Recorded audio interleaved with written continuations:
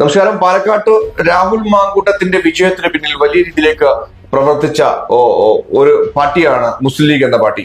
വലിയ രീതിയിലേക്ക് തന്നെ ഈ ക്യാമ്പയിൻ വർക്കുകളൊക്കെ ചെയ്തിട്ടുണ്ട് എന്നുള്ളതാണ് എന്റെ ഒരു ധാരണ. വിനോദ ധാരണ ഏകദേശം ഒന്ന് പറയാമോ? പാലക്കാട് UDFന്റെ കാര്യത്തിൽ നേരത്തെ ഉണ്ടായിരുന്ന കൺഫ്യൂഷൻസ് ഒന്നും ഇല്ലാതെയാണ് പാലക്കാട്ട് എണ്ണയിട്ട യന്ത്രം പോലെ പ്രവർത്തിക്കുന്ന ഒരു UDF സംവിധാനത്തെ നമുക്ക് കാണാൻ കഴിയും. അതിന് പ്രധാനപ്പെട്ട റോള് വഹിച്ചത് മുസ്ലിം ലീഗ് ആണെന്നും നമുക്ക് വിലയിരുത്തുന്നതിൽ തെറ്റില്ല. കോൺഗ്രസിന്റെ അകത്ത് അഭിപ്രായ വ്യത്യാസങ്ങൾ തുടക്കത്തിൽ സ്ഥാനാർത്ഥി നിർണയവുമായി ബന്ധപ്പെട്ട് ഇദ്ദേഹം വരികയും സരിൻ പോവുകയും ഒക്കെ ചെയ്തോട് കൂടിയിട്ട് കോൺഗ്രസിലെ പ്രശ്നങ്ങൾ അവിടെ സെറ്റിലായി. പിന്നീട് ഒറ്റക്കെട്ടായിട്ടുള്ള ഒരു മൂവ്മെന്റ് ഷാഫിയുടെ നേതൃത്വത്തിലും ശ്രീകണ്ഠന്റെയും രാഹുൽ മാങ്കൂട്ടത്തിന്റെയും ഒക്കെ ഒറ്റക്കെട്ടായിട്ടുള്ള ഒരു മൂവാണ് നമുക്ക് പിന്നെ അവിടെ കാണാൻ കഴിയുന്നത്. ഇതിൽ പ്രധാനമായും മുസ്ലിം ലീഗിനെ സംബന്ധിച്ചിടത്തോളം മുസ്ലിം ലീഗിന് ഡോമിനേറ്റഡ് ആയിട്ടുള്ള സ്ഥലങ്ങളുണ്ട്. അവിടെയൊക്കെ ലീഗിന്റെ സപ്പോർട്ട് കാലാകാലങ്ങളിൽ UDFന് കിട്ടുന്നതാണെങ്കിലും ഇത്തവണ ഒരു പ്രശ്നം ഉണ്ടായത് സന്ദീപ് വാര്യർ കോൺഗ്രസ് പാർട്ടിയിലേക്ക് വന്നു. ആരാ സന്ദീപ് വാര്യർ? സന്ദീപ് വാര്യർ എന്ന് പറയുന്ന നല്ല നാവിന്റെ ഉടമയാണ്.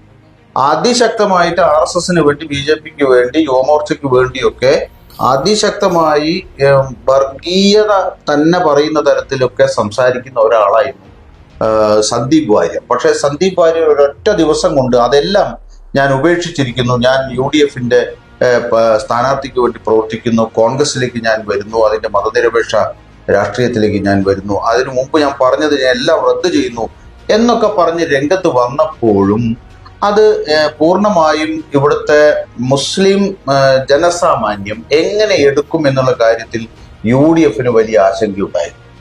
ആ ആശങ്ക ദൂരീകരിക്കപ്പെട്ടത്, അത് പരിഹരിക്കപ്പെട്ടത് പാണക്കാട് തങ്ങളുടെ ഇടപെടൽ, വളരെ സമർത്ഥമായ നിലയിലുള്ള ഇടപെടൽ. തങ്ങളെ പോയി കാണുന്നു, അതുമായി ബന്ധപ്പെട്ട് ലീഗ് അതിവേഗത്തിൽ തീരുമാനമെടുക്കുന്നു, അതിശക്തമായ പിന്തുണ രാഹുൽ മാങ്കൂട്ടത്തിന് നൽകുന്നു, ആ പ്രവർത്തനങ്ങൾക്ക് നൽകുന്നു. സന്ദീപ് വാര്യരെ ചേർത്ത് പിടിക്കുന്നതിൽ യാതൊരു മടിയുമില്ല എന്ന് പറയുന്നു. KM ഷാജിയെ പോലുള്ള ആ ദിവസങ്ങൾ നടന്ന പൊതുയോഗം ഞാൻ ഓർക്കുകയാണ്. ആ പൊതുയോഗത്തിൽ പോലും അദ്ദേഹം പറയുന്നത് ഉമർ ഖത്താബിനെ ഓർമ്മപ്പെടുത്തിക്കൊണ്ടാണ് ഈ സരിനെ സന്ദീപ് വാര്യരെ ചേർത്ത് നിർത്തുന്നതിന് ഉദാഹരണമായിട്ട് എടുക്കുന്നത്. അപ്പൊ ആ രീതിയിൽ ലീഗിന്റെ ഭാഗത്ത് നിന്ന് കൺഫ്യൂഷൻ ഉണ്ടാകുമോ, മുസ്ലിം ജനസാമാന്യത്തിനിടയിൽ കൺഫ്യൂഷൻ ഉണ്ടാകുമോ എന്ന പ്രതീക്ഷ അസ്ഥാനത്താക്കിയതിന് പിന്നിൽ എൻ ബ്ലോക്കായി മുസ്ലിം കമ്മ്യൂണിറ്റി രാഹുൽ മാങ്കൂട്ടത്തിന് പിന്നിൽ അണിനിരക്കുന്നതിന് ആ ഒരു നിലപാട് വളരെ പ്രധാനപ്പെട്ട ഒന്നായിട്ട് മാറിയിട്ടുണ്ട്. അതോടൊപ്പം തന്നെ വേറെ രണ്ട് പത്രങ്ങളിലാണ് LDF പരസ്യം കൊടുത്തത്. ഒന്ന് സമസ്തയുടെ പത്രമായിട്ടുള്ള സുപ്രഭാതം, മറ്റൊന്ന് AP സുന്നിയുടെ പത്രമായിട്ടുള്ള സിറാജ്. ഈ രണ്ട് പത്രങ്ങളിൽ മാത്രമാണ് സാധാരണഗതിയിൽ തെരഞ്ഞെടുപ്പിൽ പിന്നെ പ്രചാരണം നടത്തുമ്പോൾ പരസ്യം നൽകുന്ന സമയത്ത് മുഖ്യധാര പത്രങ്ങളിലൊക്കെ കൊടുക്കുമല്ലോ. പക്ഷെ ഇത് വളരെ പോയിന്റ് ഔട്ട് ചെയ്ത് ഈ രണ്ട് പത്രങ്ങളിൽ മാത്രം കൊടുക്കുകയും അങ്ങനെ ഒരു ശ്രമം നടത്തിയത് വടകരയിലെ നേരത്തെ ഈ എന്താ പറയുക കാഫിർ പ്രയോഗം പോലെ ഒരു പ്രയോഗമായിട്ട് തിരിച്ചടിക്കുന്ന രീതിയിലേക്ക് ഇടതുപക്ഷത്തിന് മാറുന്ന സാഹചര്യം ഉണ്ടാക്കുന്നതിനും ലീഗ് കൊടുത്ത കട്ടക്കുള്ള സപ്പോർട്ട് രാഹുൽ മാങ്കൂട്ടത്തിന് സഹായകരമായിട്ടുണ്ടെന്നാണ് എന്റെ ഒരു സുഹൃത്ത് പാലക്കാട് ബസ് സ്റ്റാൻഡിൽ കച്ചവടം ചെയ്യുന്ന യാസർ എന്നുള്ള എന്റെ ഒരു സുഹൃത്തുണ്ട്. അദ്ദേഹം എന്നോട് പങ്കുവെച്ചത് മുസ്ലിം വോട്ടുകൾ കിട്ടാനായി ഇടതുപക്ഷം വലിയ രീതിയിൽ ക്യാമ്പയിൻ നടത്തുന്നു എന്നുള്ളതാണ്. അത് സത്യമാണ് എന്ന് മിക്കവാറും ഈ ഒരു അറ്റംപ്റ്റ് ആയി പോയി. പക്ഷെ ഈ റിസൾട്ടിന്റെ അടിസ്ഥാനത്തിൽ സത്യമായിരുന്നു എന്ന് എനിക്ക് പറയാൻ കഴിയും. കാര്യം മുസ്ലിം വോട്ടുകൾ ഒരിക്കൽ പോലും മറയാത്ത രീതിയിലേക്ക്, കോൺഗ്രസിന് മറയാത്ത രീതിയിലേക്ക് ഇടതുപക്ഷത്തിന് വേണ്ടി സ്വരൂപിക്കുന്നു എന്നുള്ള രീതിയിലേക്ക് ക്യാമ്പയിൻ നടക്കുന്നുണ്ടെന്ന് പറഞ്ഞു. രാത്രി കാലങ്ങളിൽ സരിൻ നല്ല രീതിയിലേക്ക് വർക്ക് ചെയ്തിട്ടുണ്ട് എന്ന് വേണം പറയാൻ. കാര്യം സരിൻ ഇപ്പോഴും പറയാം, സരിൻ ഒരു ഡോക്ടറിന്റെ ഒരു സ്റ്റെലസ്കോപ്പ് ചിഹ്നം വെച്ച് ഇത്രയേറെ വോട്ട് പിടിക്കാൻ കഴിയുമെങ്കിൽ അത്യാവശ്യം ഇടതുപക്ഷത്തിന്റെ വോട്ട് ഉണ്ട് എന്ന് തന്നെ വേണം പറയാൻ. ഇപ്പോഴും സരിൻ 3-ാം സ്ഥാനത്താണ്. പക്ഷെ എങ്കിലും 2-ാം സ്ഥാനത്തേക്ക് എത്തിക്കാൻ കഴിഞ്ഞില്ല എന്നുള്ളത് പരാജയം തന്നെയാണ്. പക്ഷെ അതിനപ്പുറത്തേക്ക് സരിന് അത്രത്തോളം ഒരു സ്റ്റെലസ്കോപ്പ് വെച്ച്, അതായത് പാർട്ടി ചിഹ്നം പോലും ഇല്ലാതെ CPMന്റെ ഭാഗത്തുനിന്നൊന്നും ഒരു ഉപതെരഞ്ഞെടുപ്പിൽ ഈ തരത്തിലുള്ള ഒരു തെരഞ്ഞെടുപ്പ് പ്രചാരണ രീതിയൊക്കെ അവലംബിക്കുക, സാമുദായികമായി പിന്നെ ഉള്ള സംഘടനകളുടെ പത്രങ്ങളിലൊക്കെ ഇത്തരത്തിലൊരു പരസ്യം കൊടുക്കുന്ന നിലവാരത്തിലേക്ക് CPM എന്തിനു പോയെന്ന് ഞാൻ പലപ്പോഴും ആലോചിച്ചിട്ടുണ്ട്. ജയം അനിവാര്യമാണ്, മത്സരിക്കുമ്പോൾ ജയം അനിവാര്യമാണ്, അതിനു വേണ്ടിയിട്ട് എന്തും ചെയ്യുക. പക്ഷെ എന്തും ചെയ്യുക എന്ന് പറയുന്ന കൂട്ടത്തിൽ ഇത്തരത്തിൽ ആളുകളെ പിന്നെ ഒരു ഇടതുപക്ഷ സ്ഥാനാർത്ഥിക്ക് വേണ്ടി ഇങ്ങനെ ചെയ്യുന്നത് ഒരിക്കലും കേരളത്തിലെ ജനങ്ങൾ സ്വീകരിക്കില്ല. അല്ല, ഞാൻ പറയുന്നത് അവരുടെ ലക്ഷ്യം ജയം മാത്രമാണ്. പലപ്പോഴും അത് ചെയ്തിരിക്കാം, ചെയ്യാതിരിക്കാം എന്നൊക്കെ അതൊക്കെ അവരുടെ പാർട്ടി തീരുമാനിക്കുന്നതാണ്. പക്ഷെ നമുക്ക് എടുത്തു പറയാം, ജയം മാത്രമാണ് അവരുടെ ലക്ഷ്യം. അതോടനുബന്ധിച്ച് ഷാഫി പറമ്പിൽ ഒരു വലിയ രീതിയിലേക്കുള്ള കാര്യം കഴിഞ്ഞു എന്ന് വേണം പറയാൻ.